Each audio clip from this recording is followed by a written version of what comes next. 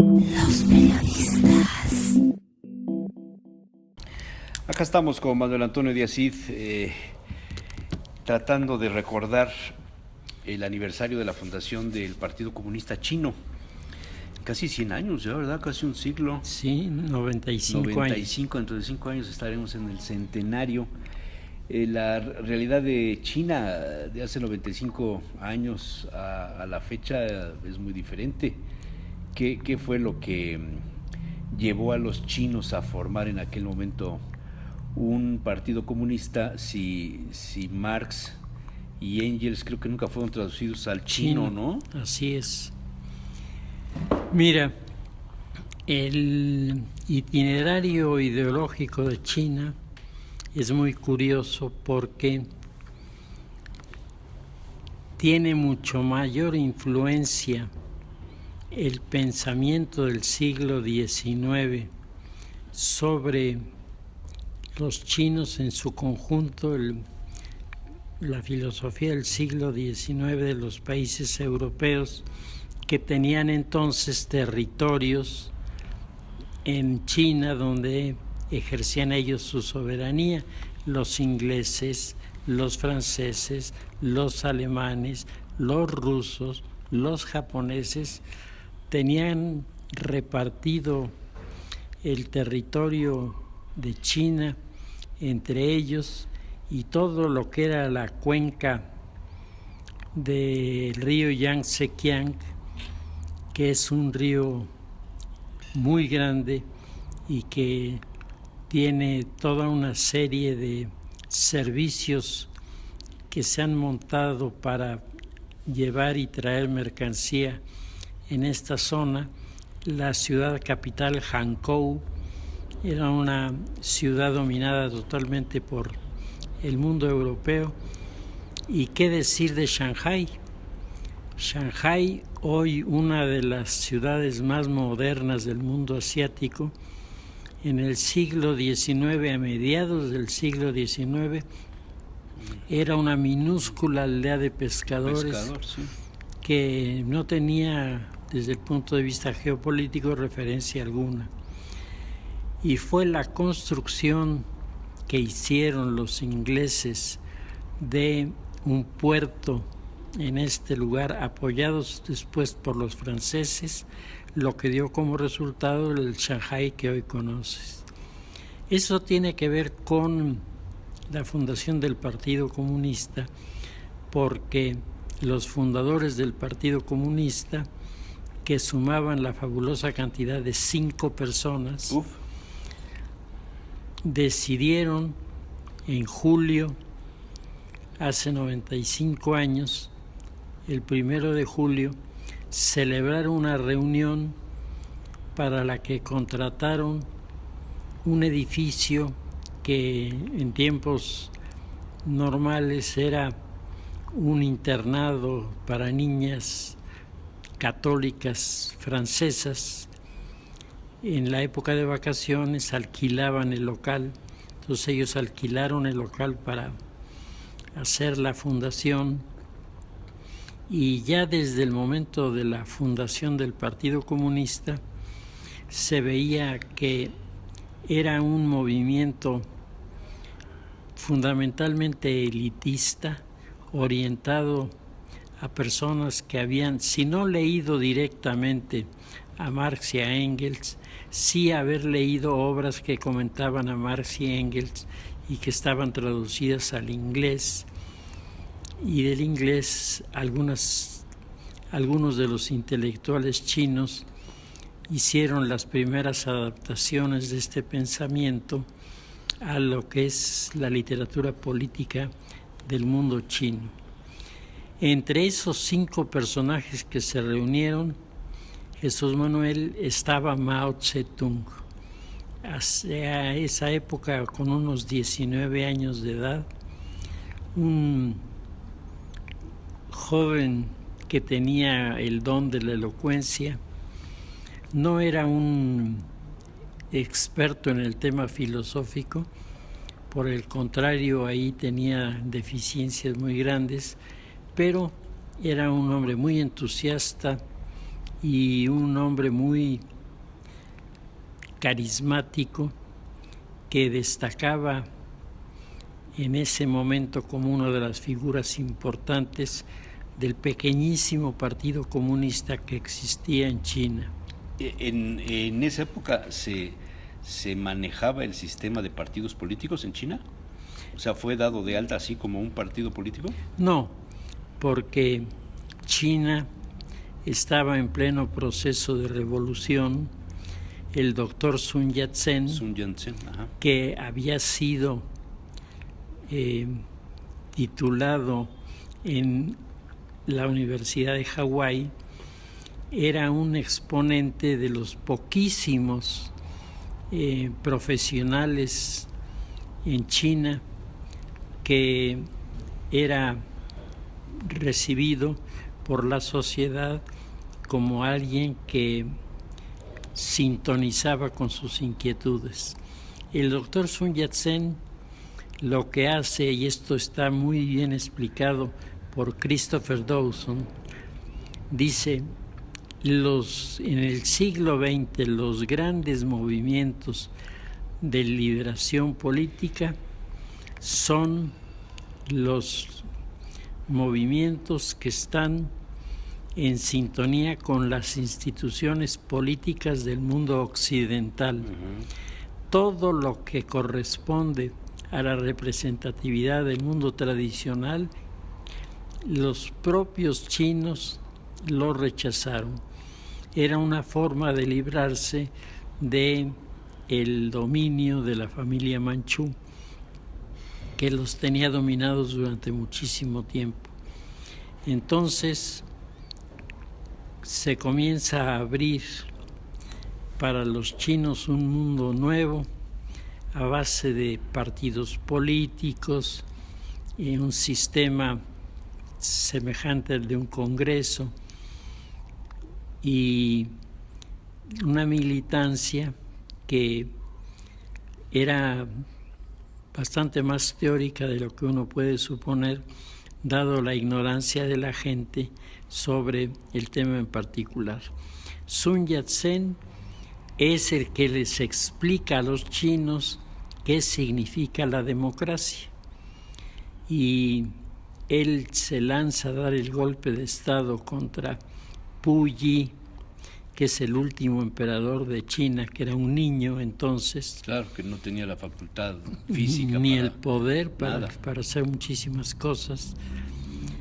Muerta la emperatriz Cixi, que era una mujer de mucho temperamento, mucho carácter, pero que nunca había confiado en las reformas políticas orientadas a los modelos europeos, claro, sino siempre regresaba al modelo tradicional de la cultura china, que había fracasado en su rebelión en contra de los europeos en el verano del año 1900, que es cuando se desencadena en ese país la llamada rebelión de los Boxers. Entonces, el mundo chino es un mundo que está evolucionando no de acuerdo a sus tradiciones, sino rompiendo con las tradiciones, tratando de establecer una fórmula de un partido político que pudiera ser aceptado por la sociedad y pudiera poner sus propias reglas. Al doctor Sun Yat-sen le costó sangre, sudor y lágrimas el hacer la proyección del mundo democrático en China, porque naturalmente los chinos tienden al autoritarismo y tienden al caudillismo. Entonces, el 1 de julio, cuando se reúnen en Shanghái los integrantes del Partido Comunista, que decíamos eran 5 los que estaban ahí, en realidad eran 6, pero misteriosamente, entre comillas, el que tenía más posibilidades de resultar electo jefe del grupo fue detenido en Cantón y nunca más volvió a ver la libertad. Ahí se quedó atrapado y se quedaron los 5 jovencitos que formaban el resto del grupo, dentro de los cuales destacaba Mao, pero a la hora de hacer las votaciones votaron en contra de Mao. La carrera de Mao se iniciaba así, con una especie de veto, porque los jóvenes se sentían incómodos ante un orador y ante un político chino que utilizaba todos los argumentos del mundo occidental para introducir la democracia, pero en el orden práctico estaba generando la constitución de un partido comunista autoritario, excluyente, exclusivo y, por encima de todas las cosas, polarizante. Sí. Mao proviene de una familia de la clase media. Su padre era campesino, era propietario, pero era campesino. Tenían lo que pudiéramos llamar aquí un pequeño ranchito, tenían una posesión y habían los papás de Mao invertido recursos para que él estudiara con los representantes del mundo occidental, que habían abierto muchas escuelas en China, y de esa manera Mao se va enganchando en los principios políticos del mundo occidental, pero su temperamento lo llama a ser siempre partidario de los grupos más extremos, más polémicos, más polarizantes, que eran los grupos de la izquierda comunista. En el momento en que se funda el Partido Comunista Chino, el número mayor de personas que en China respaldaban un cambio político ni siquiera pensaban en el Partido Comunista. Todos estaban pensando en el Partido Liberal, y de hecho las primeras manifestaciones de orden político fueron manejadas con los criterios del reclamo de la independencia de China, de la presencia de los europeos y al mismo tiempo el establecimiento reconocido en China de los ideales políticos del mundo occidental, lo que resulta como una especie de contradicción, ¿no? Sí. Mao inicia su carrera dentro de la Universidad de Pekín.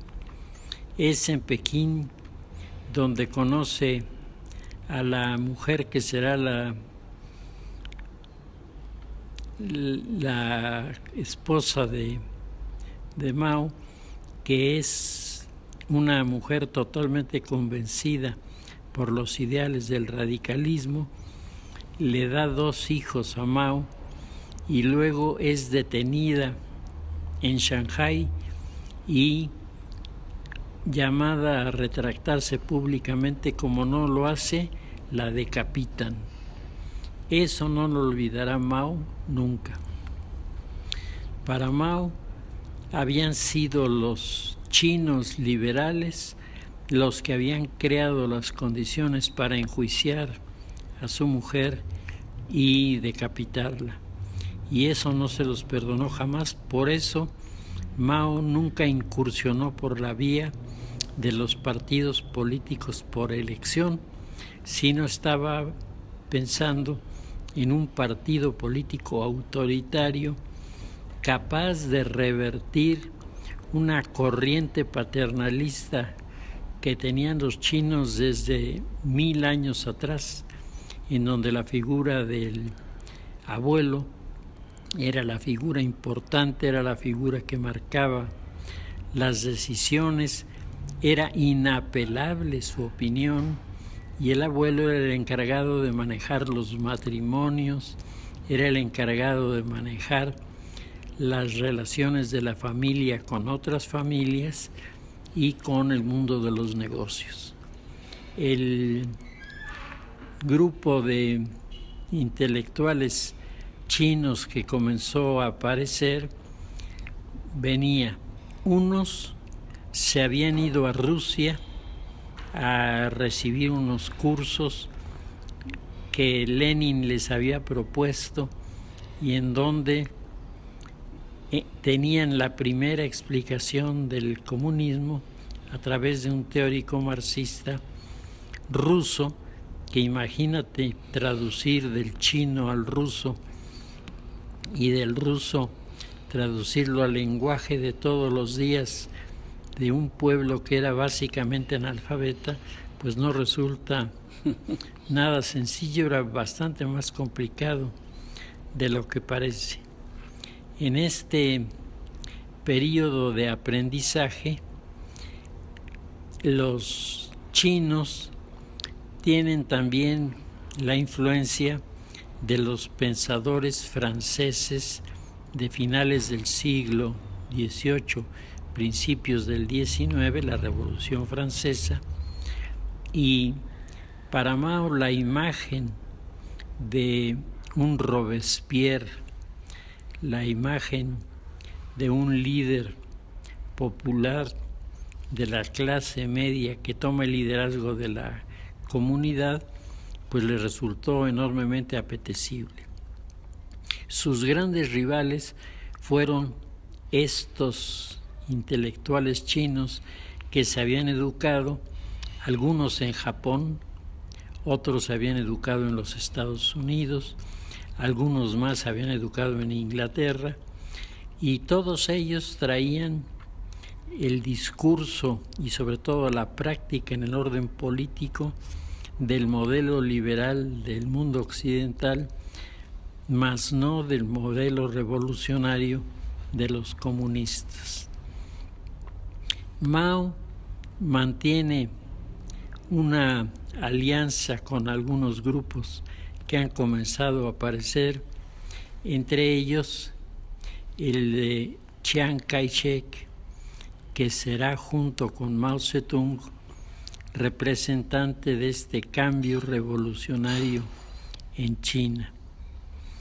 Las hermanas Sung, hijas de uno de los hombres más ricos de China, que había hecho su capital vendiendo Biblias traducidas al chino y que era además el concesionario de las lámparas Coleman, que en aquella época eran la maravilla y eran lo mejor para alumbrar durante la noche. El padre de familia, que era Sung, tiene varias hijas. Las dos mayores, una se va a estudiar al Japón y en Japón se vuelve comunista. La otra se va a estudiar a California y cuando regresa pues está totalmente deslumbrada por el capitalismo. La primera se casa con el doctor Sun Yat-sen, la segunda se casa con Chiang Kai-shek, que llegará a ser general del ejército chino, educado originalmente en Rusia y partidario del modelo ruso de la revolución. Hay un giro en la figura de Chiang, operado por su esposa, que le convence que más le conviene a China estar cerca de los Estados Unidos, que en intereses y en proyectos comerciales puede darles mucho, y al mismo tiempo no lo tienen de vecino fronterizo, como les ocurría a los chinos con los rusos, con los que ya traían problemas porque los rusos se querían adueñar de Manchuria, se habían adueñado de Puerto Arturo, se habían adueñado de toda una serie de localizaciones geopolíticas en el mundo asiático de un enorme valor, y lo que Mao Zedong quería era quitar esta influencia del mundo occidental y plantear una fórmula política que fuera propia. Mao crea el Partido Comunista y convierte la ciudad de Shanghái en la sede, sobre todo juvenil, de este partido. Chiang Kai-shek toma el acuerdo de no seguir las instrucciones del Partido Comunista, crea su propio partido, se confronta en Shanghái contra los partidarios de Mao, y como el ejército estaba del lado de Chiang Kai-shek, lo que pasó en Shanghái fue una masacre, porque todos los estudiantes que iban a manifestarse pensando que se trataba de un debate de tipo político entre dos facciones, se encontraron frente a los fusiles y las bayonetas, y aquello acabó en el desastre. Es así como el Partido Comunista comienza a operar en la clandestinidad y permanecerá en la clandestinidad muchísimos años, 40 y tantos años en la clandestinidad. O sea, del 21 hasta el 60 y algo. Era un partido ilegal. Es la toma del poder por los seguidores del doctor Sun Yat-sen, 1949, cuando esto se rompe, y entonces el mundo de las ideas liberales de izquierda norteamericano apoya con enorme fuerza al grupo de Mao. Es muy curioso esto porque uno imagina a la revolución China como muy independiente. Ajena sobre todo al pensamiento norteamericano. Así es, y se va uno dando cuenta de que no solo no estaban lejos, sino que había una conformación de chinos partidarios de la independencia, partidarios de un modelo político republicano, pero con exigencia de la aparición de partidos políticos, etcétera, cosa que Mao nunca estuvo dispuesto a hacer. Y Chiang Kai-shek, después de la masacre de Shanghái, comienza a perseguir al Partido Comunista, que hábilmente manejado por Mao Zedong abandona la zona periférica, la zona de la costa de China, se refugia en las montañas en la Gran Marcha del Yan'an, y desde ahí Mao asistirá a la invasión japonesa a China, y con escasísimas participaciones, el que lleva la carga de la confrontación con Japón es Chiang Kai-shek, y quien maneja la lucha armada es Chiang Kai-shek, mientras Mao, sin desconocer nunca a Chiang, no lo obedece, sigue su propio camino y deja que los japoneses y los seguidores de Chiang se enfrenten para debilitarlos, con lo que logró de manera verdaderamente considerable. Es muy curioso que sus manuales, en este periodo, uno pudiera pensar el hombre del momento en la política para los rusos tenía que ser Mao Zedong, y no fue así. Ellos eligieron a un mongol con el que hicieron algunas alianzas, pero Mao nunca estuvo en los planes de el desarrollo de Rusia para la proyección del Partido Comunista. Mao establece un modelo autoritario, un modelo que rompe con la vieja tradición paternalista, pero en el fondo nunca llega a destruir esa costumbre de que los abuelos son los que tienen la última palabra en las cosas. Por más esfuerzos que hace Mao para que esto desaparezca, tropieza con una resistencia enorme, y si tú ves el mapa de China y el tremendo territorio que tienen y todos los grupos humanos que están repartidos ahí, pues el asunto se complicaba para hacer extensiva una doctrina a todos los participantes. El doctor Sun Yat-sen muere, y a la muerte de Sun Yat-sen luchan por la jefatura Mao Zedong y Chiang Kai-shek. Chiang Kai-shek en un primer momento logra un avance apoyado por la izquierda liberal norteamericana, que le envía recursos, le envía mecanismos de propaganda, equipo de propaganda, entonces muy primitivo pero muy efectivo. Y con esto la figura de Chiang Kai-shek hasta la Segunda Guerra Mundial era la figura más reconocida. Mao una vez más está en la clandestinidad, una vez más está separado del resto de la comunidad y deja que Chiang haga su enfrentamiento contra sus adversarios.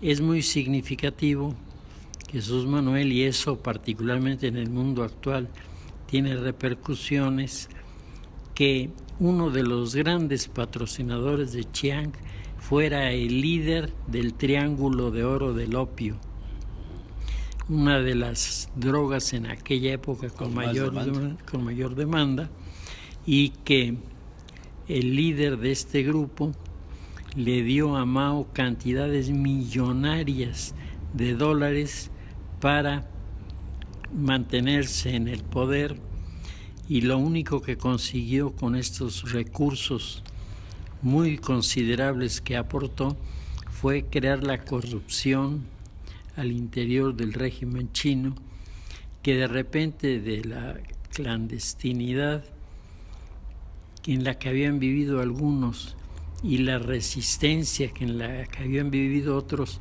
esa situación se va desvaneciendo cuando se desvanece la guerra, y lo que queda son los grandes intereses económicos que en ese momento ya comenzaban a proyectar su inversión en América y hacer del partido del Kuomintang, que era el partido de Chiang Kai-shek, hacer el partido reconocido y aprobado por la comunidad internacional. Mao, ser el autor de la revolución cultural, y en esta revolución cultural se enfrenta directamente a un hecho. Se enfrenta a la desaparición o al intento de desaparecer el cristianismo.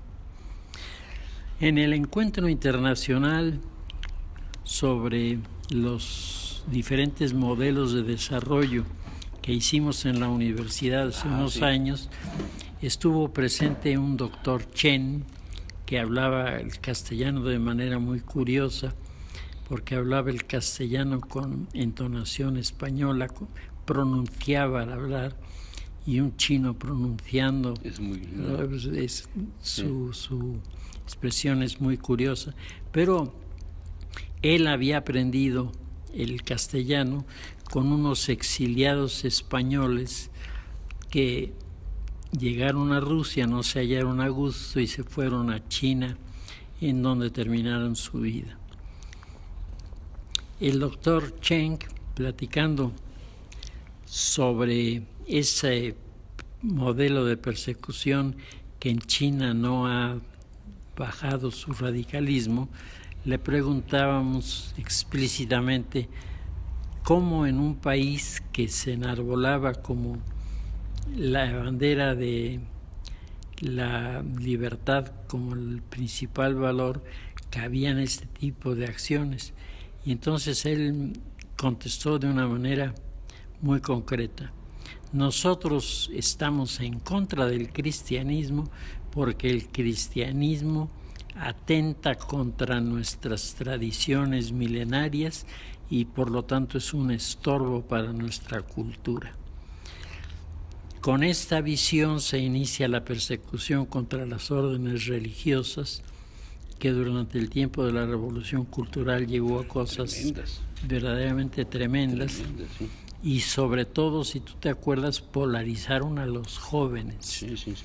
Con un acordeón en la mano, vestidos de blanco, con boinas rojas. Comunidades, sí. Iban a las comunidades y denunciaban a los que en listas que el partido les integraba eran los enemigos de la revolución, y a estos los persiguen hasta prácticamente exterminarlos, dejando el mundo cristiano sumamente golpeado y sumamente dividido. La Iglesia ha intentado un acercamiento con China en varias ocasiones. La última fue con el cardenal Paul Poupart, que estuvo aquí en la universidad en un encuentro de centros de cultura y que intentó varias veces hacer una entrevista con Hu Yaobang, que era entonces el primer ministro, y nunca tuvo la oportunidad de hablar con él. El Papa insinuó su intención de viajar a China. Tampoco. Y el rechazo fue total, absolutamente fuera de toda posibilidad. Hoy se han cambiado mucho los papeles. Hoy la legislación china está manejada por la Asamblea del Pueblo, en donde la mayoría de los presentes tiene sueldos equivalentes a los del mundo occidental, y donde varios de sus integrantes pues han aparecido ya en las páginas de la revista Forbes. Lo que nos comentabas el otro día del Ferrari, del Lamborghini. Sí, es decir, el escenario en China es muy semejante al del mundo occidental que estamos viviendo. La corrupción es el primer problema. De lo que sucedió hace 95 años, ¿se conserva la ideología en el partido?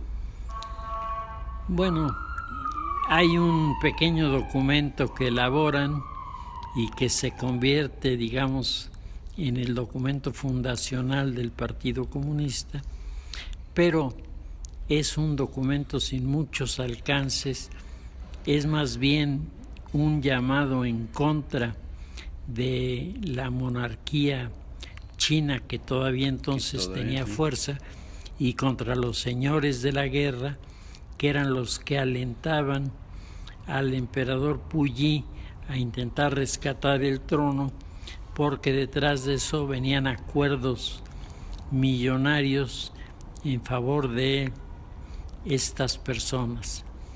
Todo esto en el momento en el que Mao muere, queda en suspenso. La viuda de Mao intenta inútilmente, creando la llamada pandilla de los cuatro, mantener el poder, pero a pesar de que Hua Kuofeng, que era el líder de los servicios de inteligencia chinos, estuvo a favor de la viuda de Mao, esta no pudo detener su reemplazo por los nuevos dirigentes, jóvenes dirigentes del Partido Comunista, que no querían un liderazgo como el de Mao en forma permanente. De entonces para acá se ha producido este fenómeno del que hemos hablado ya varias veces. Se ha creado la modalidad del acuerdo económico de los llamados 4 sostenes, se ha establecido un nuevo modelo de representatividad, pero en el fondo, el mismo bloque cerrado, exclusivo, excluyente, que ha sido el Partido Comunista con el resto de la comunidad china, pues sigue prevaleciendo, y es muy probable que se necesite algo mucho más serio de lo que se está haciendo hasta el momento para que el reclamo de la plaza de Tiananmen, que es el reclamo de los jóvenes estudiantes, sea escuchado en este país y sea aceptada una fórmula de mayor apertura en la participación. Bueno, pues muchas gracias, Manuel, por recordarnos estos 95 años. ¿Quién sabe qué pasará el centenario? Sí, así es. Siempre los centenarios como que generan movimientos, ¿no? Poner en valor tal vez o una revisión de lo que sucedió. Sí, yo creo que esto va a ocurrir, y ya ahora mismo hay dos bandos: los que piensan exaltar la figura de Mao y los que piensan, si no denigrar la figura de Mao, cuando menos mostrarla como uno de los gobernantes de China, como uno más. Ni siquiera el más afortunado. Como uno más de la milenaria China. De la milenaria China, así es. Bueno, muchas gracias, Manuel.